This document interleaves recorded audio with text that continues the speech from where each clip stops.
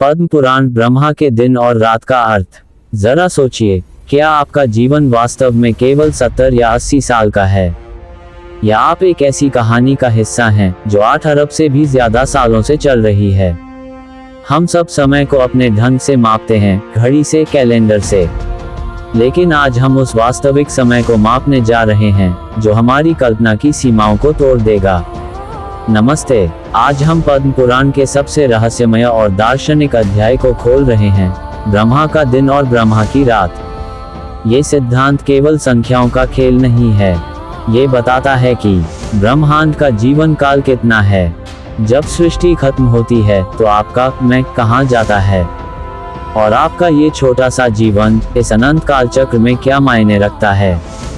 अगर आप 4 अरब से अधिक वर्षों की यात्रा पर निकलने और अपने अहंकार को एक ही झटके में तोड़ने के लिए तैयार हैं, तो ये यात्रा आपके लिए है। भाग 1, काल का आरंभ और चतुर्युग की संरचना। पद्म पुराण में काल को सिर्फ एक सीधी रेखा नहीं, बल्कि एक शाश्वत चक्र माना गया है। इसकी गणना इतनी सटीक है कि यह आज भी आधुनिक खगोलविदों को विस्मित करती है। काल की सबसे छोटी इकाई से शुरुआत। हमारे ऋषियों ने काल को निमेष, पलक झपकने का समय से लेकर काष्ठा और कला तक विभाजित किया। ये दर्शाता है कि वे समय को कितना मौलिक रूप से समझते थे। दिव्य काल की तुलना। हमारे 360 मानव वर्ष देवताओं के लिए केवल एक दिव्य दिन रात होते हैं। उत्तरायण देवताओं का दिन है, जागृत अवस्था, और दक्षिणायन उनकी रात, विश्राम अवस्था।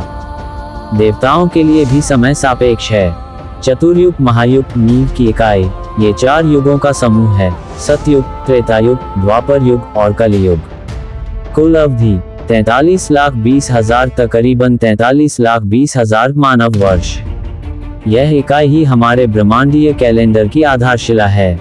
हम इस चक्र के अंतिम चरण कलियुग में जी रहे हैं, जिसके 4,32,000 वर्ष हैं। ये 43 लाख साल का चक्र तो सिर्फ एक ईंट है। अब देखिए, ब्रह्मा जी का महल कितना विशाल है। भाग 2, ब्रह्मा का दिन, कल्प, विराट, जागरण और सृजन। ब्रह्मा का एक दिन, जिसे कल्प कहा जाता है, सृष्टि के पूर्ण जागरण का समय है। काल का महापरिणाम। ब्रह्मा का एक दिन 1000 चतुर्युगों के बराबर होता है। कुल अवधि 4 अरब 32 करोड़ 4 अरब 32 करोड़ मानव वर्ष। ये वह समय है जब सृष्टि अपनी पूरी भव्यता में प्रकट रहती है, और इसे सर्ग सृजन कहा जाता है। सृष्टि, सर्ग का अर्थ, जब ब्रह्मा जागते हैं तो अव्यक्त, अप्रकट प्रकृति से समस्त व्यक्त सृष्टि प्रकट होती है। समस्त लोक, भूलोक, भुवरलोक, स्वलोक और सभी प्राणी अपने अपने कर्मों के अनुसार प्रकट होते हैं। 14 मनवंतरों की अस्थिरता। ब्रह्मा के इस एक दिन में 14 मनुओं का शासन होता है। हर मनु लगभग 71 चतुर्युगों तक धर्म और व्यवस्था को संभालते हैं। वर्तमान स्थान। हम अभी 7वें मनु, वैवस्वत मनु के शासन काल में जी रहे हैं, यानी ब्रह्मा का दिन अभी आधा ही बीता है। दार्शनिक संदेश। पद्म पुराण ये स्पष्ट करता है, मनु बदलते हैं, देवता बदलते हैं, यहाँ तक कि इंद्र भी 14 बार बदलता है। ये दर्शाता है कि इस सृष्टि में पद और सत्ता कभी भी स्थायी नहीं होती। अगर 4 अरब सालों की व्यवस्था में हमारी पूरी सभ्यता का काल एक क्षण मात्र है, तो हमें अपने अहंकार को कहाँ रखना चाहिए। इस ज्ञान का अर्थ है कि नश्वर चीजों पर घमंड करना पूरी तरह से व्यर्थ है। भाग 3, ब्रह्मा की रात, नैमित्तिक, प्रलय, महाविश्राम और विलन।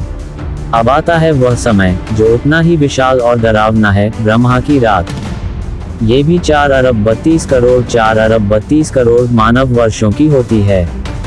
इसे नैमित्तिक प्रलय, अकेजनल डिसोल्यूशन कहा जाता है, क्योंकि यह पूरी सृष्टि का अंतिम विनाश नहीं है, बल्कि केवल एक विशाल विश्राम है।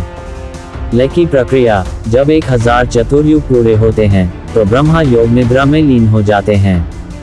आग और जल। पुराणों के अनुसार पहले सूर्य का तेज बढ़कर तीनों लोक को भस्म कर देता है, और फिर अनंत वर्षा होती है, जिससे सब कुछ जलमग्न हो जाता है।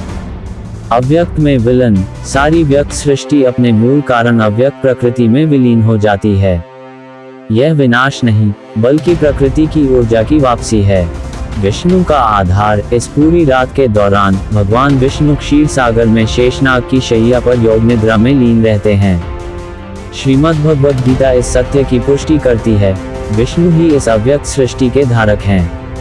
जब ब्रह्मा विश्राम करते हैं तो विष्णु उस ऊर्जा को संभाल कर रखते हैं। जीव का भाग्य कर्म का बीज ये सबसे महत्वपूर्ण सत्य है। जिन जीवात्माओं को मोक्ष नहीं मिला है वे अपने सूक्ष्म शरीर और कर्मों के बीज के साथ अव्यक्त प्रकृति में शांत हो जाती हैं।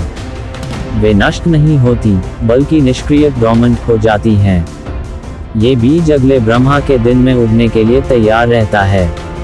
ब्रह्मा की रात सिखाती है कि आपका शरीर, आपका धन, आपकी पहचान सब इस प्रलय में विलीन हो जाएगा। केवल आपके कर्मों का बीज ही आपके साथ अगले कल्प में प्रवेश करेगा। इसलिए अपने कर्म की गुणवत्ता को पहचानिए। भाग 4, अंतिम सार, काल से ऊपर उठने का मार्ग। हमने 8.64 अरब वर्ष के कालचक्र को समझा। अब इस ज्ञान का हमारे आज के जीवन में क्या अर्थ है? क्षण का वास्तविक मूल्य। आपका जीवन ब्रह्मा के दिन का एक अनमोल क्षण है। ये वह समय है जहां आप कर्म कर सकते हैं, सचेत रह सकते हैं और मुक्ति पा सकते हैं। अनासक्ति का जीवन। ये सिद्धांत हमें सिखाता है कि इस कल्प में हम जो भी देख रहे हैं वह क्षणिक है। इसलिए किसी भी भौतिक वस्तु या रिश्ते से अत्यधिक आसक्ति न रखें। अपना कर्तव्य करें, फल की चिंता न करें। पुरुषोत्तम मास का उपहार। काल पर विजय। पद्म पुराण का सबसे बड़ा रहस्योद्घाटन पुरुषोत्तम मास, अधिक मास है। ये वह अवसर है जो आपको काल के इस अटूट गणितीय बंधन से ऊपर उठने का मार्ग दिखाता है। भगवान विष्णु ने स्वयं इस अतिरिक्त महीने को अपना नाम पुरुषोत्तम दिया। पद्म पुराण कहता है कि इस मास में किया गया दान, तप और निस्वार्थ भक्ति आपको सीधे उनके शाश्वत धाम तक पहुंचाती है। वह धाम जो न तो ब्रह्मा के दिन में प्रकट होता है और न ही उनकी रात में विलीन होता है। ये काल पर विजय है। अंतिम निष्कर्ष और आह्वान। याद रखिए, आप काल के उस चरण में जी रहे हैं जहां सृष्टि की शक्ति पूरे वेग से चल रही है।